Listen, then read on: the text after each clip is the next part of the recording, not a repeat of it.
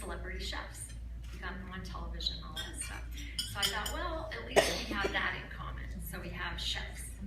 And I went out and spent the day, and I'm not kidding, if you guys have not been out there and looked around and eaten in their restaurant, I didn't want to leave in their organic garden. So as I talk about StarShine, you will see we are exactly the same.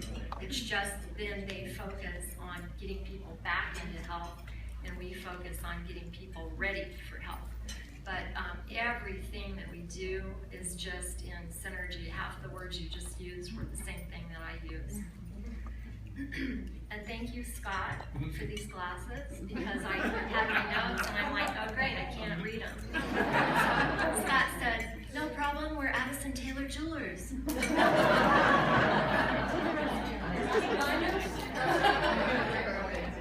Now, you're very special to her. So, what might the world look like if every child discovered and grew their talents? What if you could? I was born in Frankfurt, Germany, and I grew up in Tokyo, Japan, with family roots in California, Texas, and Durango, Colorado. My dad was career Air Force. He was a World War II veteran, and my mom was, like Linda, who reminds me of that, graceful, elegant, and kind. I almost had the perfect childhood. I thought we were rich. Of course we weren't. He was in the Air Force, but we lived like we were rich. I was always told I could do anything that I set my mind to. I was always told, make friends with people who don't look like you and your life's going to be a whole lot more interesting. So even today, I go to a party and my first hunch, oh, I don't want to meet that person. I'm going to have nothing in common with them. I go, that's the one, and I make a beeline and I try to talk to them. And invariably, it has absolutely transformed my life and my life experiences at parties that are sometimes boring. So, when I was in high school, my guidance counselor told me that my test scores were high, mostly for male jobs. So maybe I should get some secretarial skills as a backup. This was a moment that made me realize that most people around us don't really help us to find our potential. AT&T liked my test scores, and they recruited me as a young female executive. They taught us how to be an effective international executive, and as women, they made us take weight training, not for our muscles, but for our minds. They said it was the quickest way to build strong confidence and mindset. I learned and taught yoga to practice it even more so that I could learn more about how to be steady, balanced, and healthful. AT&T taught us how to have a confident handshake. I always wondered why I hadn't learned confidence, strength building, and resilience persuasion in kindergarten, because I was now learning it a lot at 20 years old. My career blossomed, and I was eventually offered a job with the president of Mellon Bank. As a banker, I worked with many millionaires and a few billionaires. I also worked with teachers, doctors, and sports celebrities. Very few people I worked with seemed very happy or confident. Whether rich or poor, I became increasingly grateful for my training and my parents. I began watching my children struggle in school, not because they couldn't get the grades, but because the negative training that they were getting from ill-informed teachers and misbehaving children next to them. I began to draw opinions and assumptions, correlations between what we learned and how we behaved. My parents always told us what you think about, you bring about. And in business, I was intently aware of the effects of marketing messages on large groups of people.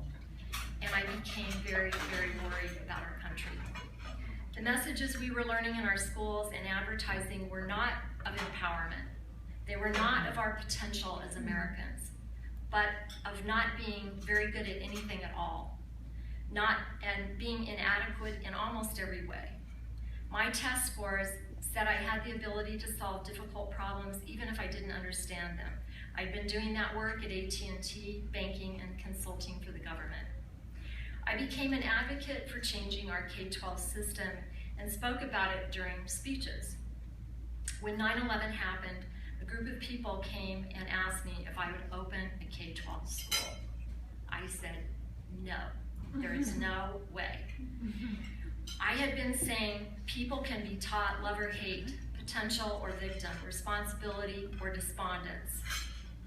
So 2 weeks later, in 2002, I opened StarShine Academy to change the world. Scientists, teachers, doctors, and celebrities began to help me. The difficulties I had to face to do this were at times insurmountable. When we opened, we chose to try to work with the toughest kids in the worst crime area of Phoenix on 32nd Street in Thomas. If our ideas weren't going to work, I wanted to know. That street at the time was the worst drive-by shooting street. And in those days, 13 years ago, drive-by shooting was used as a lot of gang activity just to see if you were strong enough to be in the gang. Well, that school was an old church school, and it was located right at the park that's down there, Perry Park and Perry.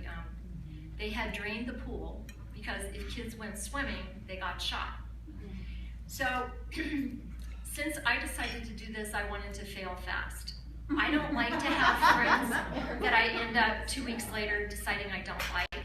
So I try to find out everything I can about any failures so I can just be done with it right then.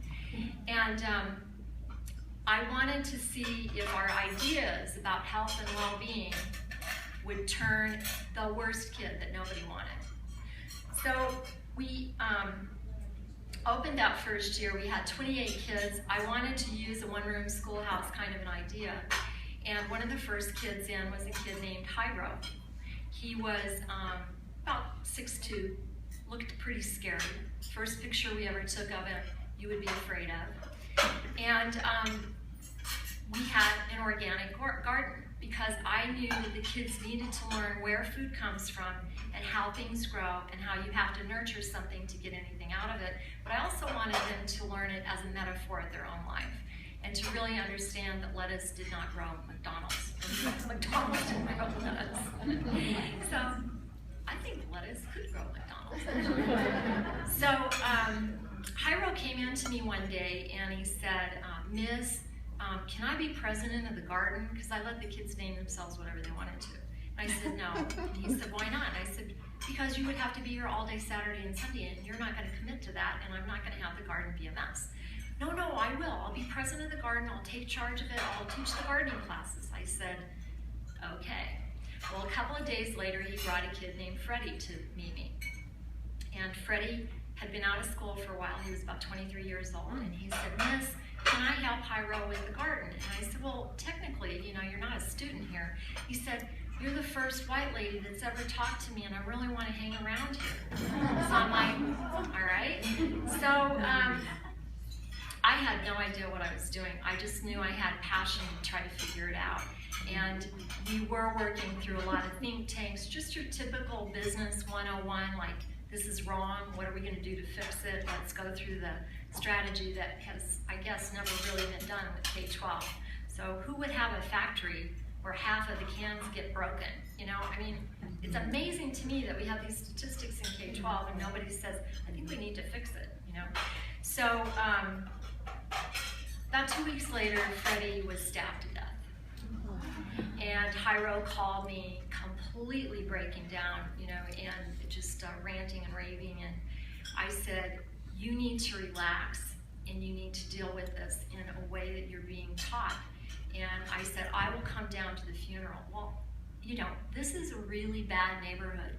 And most of these people had never seen anybody white, for sure, in the funeral home. And in a Hispanic family, a lot of times they have an open casket. So they had Freddie in a white open casket, and the crying and the grieving that was going on was awful. But what was happening is the gang stuff was, you could hear it, and you could see all the kids that were lined up in the gangs. And I knew the war was going to break out in about 2 seconds. So I was sitting in the back, trying to not get noticed, was really upset about this, and shaking like a leaf, like I am right now. And I thought, I'm going to go up and talk. So I made my way up to the podium and I said, this has got to stop. I said, I'm down here trying to help this neighborhood, but if you guys keep on killing each other like this and keep on trying to get each other into a war, you're going to have everybody in a casket just like Freddie. said, I always get kind of upset when I talk about this. Let this death be a lesson to stop this now and save your own families. So anyway, you could kind of feel the energy shift. Well, a few weeks later, it's getting to be a Christmas time, Jairo comes in and he says, Miss, I'm not going to be coming back to school. And I said, what do you mean you're not coming back to school? You're the president of the garden. He said, I have 5 felonies. I've averaged 2 carjackings a week, and I'm going to be sent to federal male penitentiary at 17. I called the sheriff's office. I said, how much is this going to cost taxpayers? Where's little B? Write this down. $78,000 a year. Now, I get about $5,300 a year to try to help these kids to turn around. I said, there's no way. You are not going to the penitentiary, no way. He said, there's nothing you can do about it. I had a choice of waiting to go to the penitentiary, either to go to school or to go into the jail, and I decided to go to school, and you didn't know my record was there. And so I'm like, this is not going to happen. So I called everywhere, found out there's only one place where they send kids to adult prison, and that's in Mesa. It's one, court system. So I drove down there one morning. I had never been inside the court, and I'm shaking, and I'm like, I don't even know what I'm doing. And walked in, and here's the judge and 2 lawyers, and here's Jairo with his, mom, his pathetic little mom. And they're laughing about Saturday night, like signing papers. I said, excuse me, you guys getting ready to send him to prison? And they said, who are you? I said, I have the school that he attends, and I want to be sworn in. And they're like, you're interrupting everything. I said, I don't care. I want to go on record. So the judge goes, well, swear her in. So I'm there all by myself, and I said, this kid, his father, his grandfather, his cousin are all in federal penitentiaries.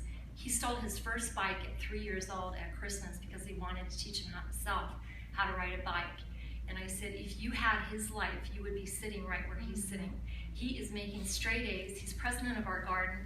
And if you send him into prison, you're going to waste my tax dollars, $78,000, and I'm not going to have it. I will go on CNN. I'll do anything, but you are not putting a 17-year-old in a federal penitentiary.